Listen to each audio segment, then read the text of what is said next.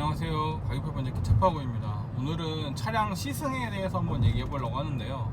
이 차를 사시는 분들은 제 가격표를 보고 사시는 것도 중요하지만, 가격표는 사실 그냥 말 그대로 이론이고 아주 작은 정보일 뿐이고요. 정말 중요한 건 시승이라고 전 보거든요. 같은 엔진은 같은 플랫폼에 같은 차인데 K3랑 아반떼랑 뭐 똑같겠어? 라고 생각하시겠지만, 그 두 차를 직접 타보시면 비슷은 하지만 같은 차는 아니에요. 절대 같은 차는 아니거든요. 직접 타보시면 그런 느낌이 와요. 아, 엔진이나 뭐 그런 건 비슷한가 싶은데, 근데 생각했던 것보다 정말 수치상으로만 차가 같지 막상 운전했을 때 느낌은 좀 다르네 라는 거를 느끼실 거예요. 그렇기 때문에 제가 지금 하고 있는 이 가격표 번역은 말 그대로 참고사항에 불과하고요. 정말 중요한 거는 시승을 꼭 해보셔야 합니다.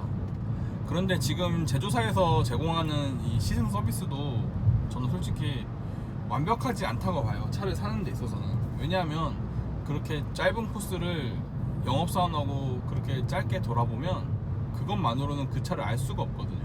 저는 개인적으로 차를 시승하실 생각이 있으면 일단은 영업소 가서 한번 시승을 해보고 차 내부도 한번 둘러보긴 하지만, 이 차를 정말 살까 말까 진정한 고민을 해보실 때는 소카나 그린카를 통해서 차를 렌트를 한번 해보시는 거를 전 적극 추천드려요. 물론 내 돈이 나가긴 하지만 수천만 원짜리 차를 사는데 그 정도 돈을 쓰는 거는 저는 전혀 아깝지 않다고 보거든요. 이 단시간 시승으로는 절대 알 수 없는 것들이 있고, 일반 시승만으로는 알 수 없는 것들이 그런 장시간 시승을 통해서 알 수 있고, 특히 영업사원하고 같이 시승을 할 때는 영업사원 옆에서 막 뭔가 설명을 해주고 내가 이 차에 온전히 집중을 할 수가 없거든요. 하지만 그런 이제 카쉐어링 업체를 통해서 차를 빌려서 운행을 해보면, 특히 자기가 다니는 루트 있잖아요. 아이 통학용 차로 타시는 분들이라고 하면은 우리 집에서 학원까지, 학원에서 학교까지 이렇게 한번 쭉 한번 몰아보시면, 아, 이 차는 이런 차구나, 그런 감이 바로 오실 거예요. 그러면 제가 지금 번역해드리는 가격표는 아무 의미가 없어져요. 처음에는 가격만 딱 보고 아, 이거 이렇게 사면 되겠네 싶었다가도 막상 시승을 해보면, 아, 이 차는 내 차가 아니구나 라는 생각이 바로 오실 수도 있어요. 나한테 손해인가? 근데 정말 그래요. 차라는 게 기계지만 결국에는 몸으로 운전하는 거기 때문에 수치도 수치지만 몸으로 와닿는 면이 더 중요하거든요. 물론 차를 정말 종류별로 많이 타보신 분들은 굳이 시승을 안 해도 대략적으로 아, 이 차는 이렇겠지라고 생각하시고 또 그게 맞는 경우도 많긴 해요. 근데 첫 차를 사시는 분들이나 두 번째 차를 사시는 분들이나 아니면은 아예 차량의 세그먼트가 바뀌게 돼서 차를 사시는 분들의 경우에는 꼭 한번 차를 시승해 보시길 바래요. 예를 들어서 3천만 원짜리 소나타가 있고 4천만 원짜리 소렌토를 탄다? 우리 생각에는 당연히 소렌토가 더 편할 것 같은데, 막상 운전을 해보면 확실히 SUV보다는 세단이 더 몸이 편안하거든요. SUV는 차가 높아서 운전하기 편하지 않아 라고 생각하시겠지만, 높은 차를 장시간 오래 타고 있으면 확실히 몸이 피곤해요.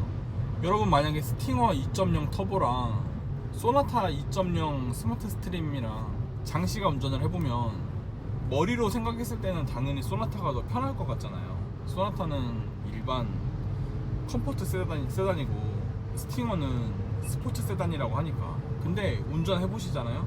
스팅어가 장시간 운전하기에는 훨씬 편해요.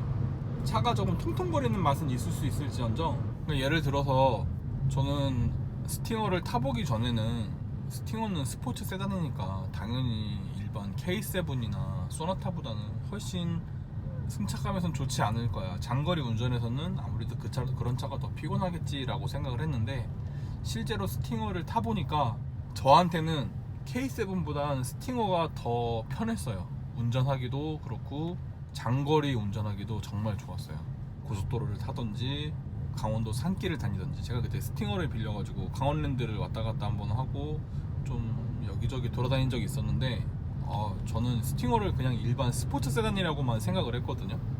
근데 이 스팅어를 또 다른 말로는 이제 그란투리스모카, GT카로 가잖아요. 정말 GT카더라고요. 장거리 운행을 하는데 일단 엔진 힘이 넉넉하니까 3.3은 아니지만 2.0 터보만 해도 저는 정말 좋았거든요. 제 주제 쓰기엔 2.0 터보 엔진만 해도 그 정도 힘은 넉넉했어요. 거기다가 차가 낮다 보니까 이런 차의 흔들림이 적어서 몸이 덜 피곤하고요.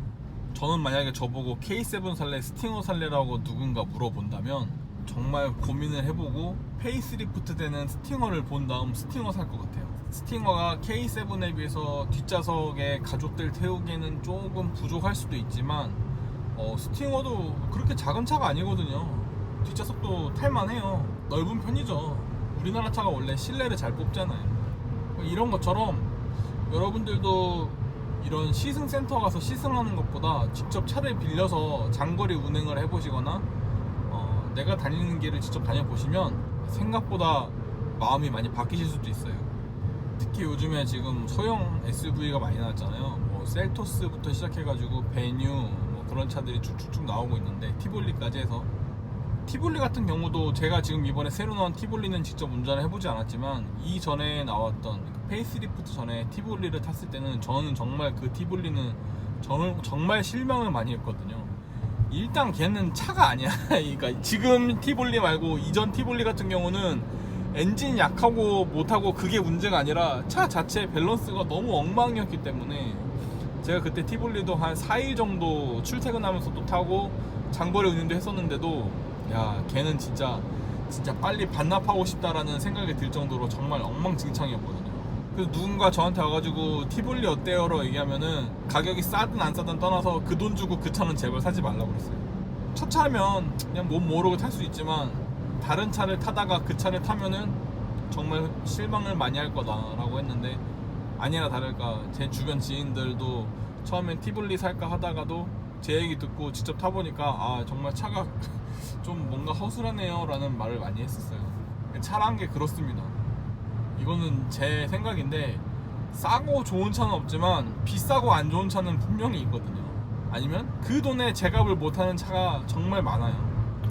지금 나오는 이제 셀토스 같은 차는 아직 카쉐어링 업체에서 제공을 안 하니까 시승을 할 수는 없겠지만 그런 차가 아니라 이제 뭐 K3나 아반떼 그런 거 비교해 보시는 분들은 가격으로 결정하실 문제가 아니에요. K3나 아반떼나 진짜 가격 차이 나봤자 100만원도 안 나잖아요. 50만원 차이나 날까요? 같은 등급에 같은 옵션 떼면은 거의 가격 차이 안 날 거예요.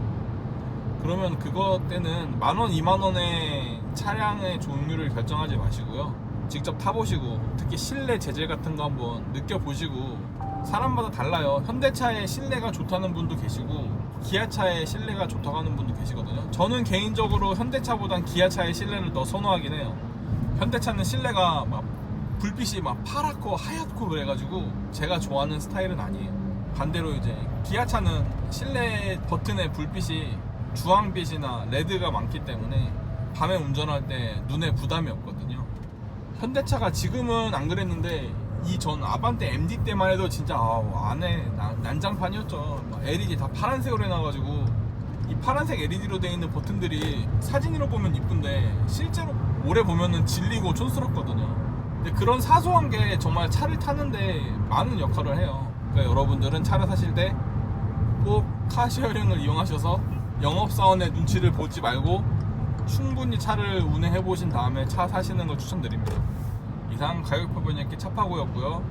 여러분들에게 도움이 되는 영상 많이 올리도록 노력해 보겠습니다. 감사합니다.